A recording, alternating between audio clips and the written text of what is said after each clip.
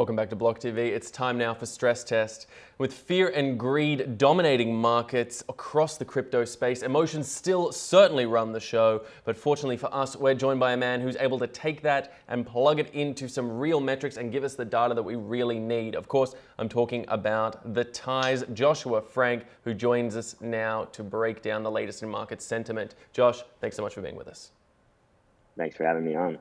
All right, so Josh, no doubt the market is bullish in all forms. There's no other way to put it right now. Break down a little bit for us what's leading the show and how sentiment is driving large elements of this particular bull run. Yeah, so we're seeing massive spikes in conversations around the board, and conversations are becoming more positive, and that seems to be the case since about January this year, where we're seeing this kind of massive spike in positivity and in conversations. And something very interesting to note is that while last year the narrative was very much a Bitcoin only, Bitcoin maximalist driven narrative, if you look at the chart here, what you're actually seeing is the dominance of total Twitter conversations by Bitcoin. And last summer, when Bitcoin had that run up to $10,000, Bitcoin represented over 60% of overall cryptocurrency tweet volume at one point. And what we've seen is just yesterday, Bitcoin hit its lowest percentage of overall Twitter conversational volume since we started tracking the metric going back in 2017. It dropped below 32%, which is quite wild. So it seems like altcoins are becoming a much larger part of this narrative, and altcoins seem to be a narrative that we're very much dying off last year. That's interesting, though, because we are seeing, although obviously altcoins are dominating much of the air, I suppose, in the crypto space, we are seeing an uptick in market cap and overall price for Bitcoin. So does that mean that we're not actually seeing any new players entering the market, but rather a shift into the alt space as opposed to at the expense, rather, of Bitcoin? Yeah, so I don't think it's necessarily at the expense of Bitcoin. Actually, let me go to this chart first. If you look at the 30-day price change of assets, so Bitcoin is blue. It's had the lowest price change, over the last 30 days. But if you look more broadly, it's performed, at many times higher than most of the major altcoins. The thing with Bitcoin though versus the altcoins is that Bitcoin tends to have more tweets per user than these altcoins do. So what the graph you're looking at here is showing Bitcoin, Ethereum, XRP, Bitcoin Cash, and Litecoin. And you're looking at the 30-day average percentage of tweets coming from unique Twitter accounts. So for Bitcoin, it's somewhere around 48 or 49% of tweets are coming from unique accounts, which means it's the same, accounts tweeting over and over again about Bitcoin, where with some of these altcoins, with Bitcoin Cash, for example, only, about 64% of tweets were coming from unique accounts. So that means that, people are, maybe tweeting about Bitcoin Cash once or twice, whereas people are continually talking about Bitcoin. So I don't think that it's necessarily that people are not interested in Bitcoin. I think it's just that that people have, regained some level of interest in altcoins and have begun talking about them. All right, so if we're talking about any specific altcoins out there to use as a case study in this, one that we've seen absolutely smashing it in the last several weeks, I suppose since the start of 2020, Tezos has seen this pretty spectacular run, and I believe has had some pretty interesting sentiment data to back that up. Yeah, so with Tezos, we're actually seeing, if you look at the chart, we're going to pop up here, the line is 30-day average tweet volume, and the area chart is market cap.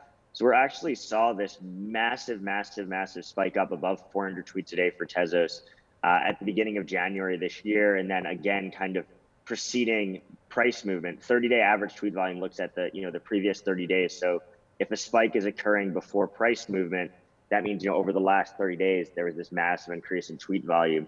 So it seems like people had gotten, extremely excited about Tezos, and that, has driven the market cap up from this year from below $1 billion to well over $2 billion. So more than double the price of the asset. It seems an important step, an important factor in this particular bull run, perhaps more so than in the last one we saw through 2019. How much sentiment is truly driving this market at this stage? That's not necessarily the fundamentals of change, but this sentiment hype bubble that seems to have occurred. Does your data sort of play into that metric? Yeah, 100%. We were most of the institutional customers that we work with that are trading off of our sentiment data had seen in 2018 and 2019 that sentiment tended to be more predictive on the short side. But what's very interesting is, and some of your viewers may know this, is we partnered with eToro and launched a sentiment-driven copy portfolio. And in very short terms, the way that it works is we're allocating to a basket of assets. We're picking a few positions completely automated each month based off of a combination of sentiment, which is a raw metric that we use to quantify investor emotion on Twitter, as well as tweet volume. And what we've actually seen is that this quarter, our sentiment-driven copy portfolio, which is available to customers of eToro US, is the best performing of any strategy on eToro US this quarter. And there are 273 different strategies.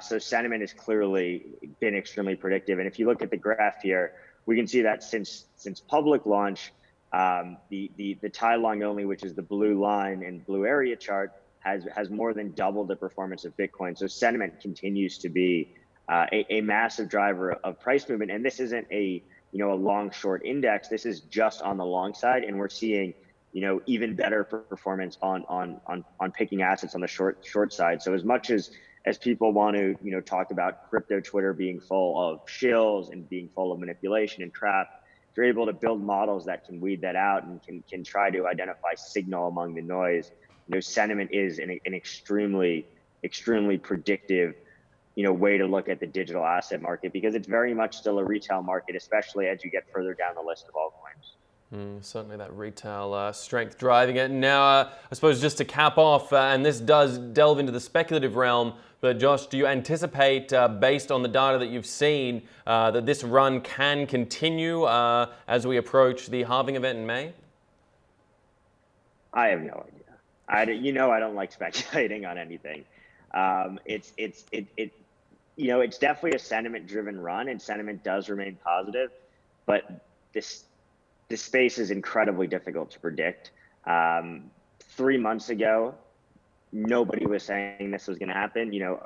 Sure, a few people maybe did, and are going to say, "Oh, I called it," but it's an incredibly difficult space to predict. But we're seeing a tremendous amount of inbound institutional interest into the space. Both individually, to our company and kind of more broadly, we're talking to folks that we didn't even know had interest in digital assets and in crypto. And the way that we kind of look at the market is that, kind of your users or your viewers can ask themselves, how many people do entered the crypto market and allocated to an altcoin first, right? Almost, in all of the time, people who are entering the crypto market will buy Bitcoin first. And then kind of expand their horizons and look at some other coins. So if we see new entrants into the Bitcoin market, there is a possibility that will continue to extend gains into altcoins as people try to look beyond Bitcoin for alpha. Certainly a chance to see if that growth does develop beyond the market, if you see that new money flooding in. Well, regardless, we'll have to watch and see that one and see how the data does play it out. Joshua, Frank, I want to thank you so much for breaking down the important sentiment data that helps to drive so much of the space. For those watching, stay with us at blocktv.com for all the latest in news, information, and the best of analysis. I'm Asher Westrop Evans. Thanks for watching.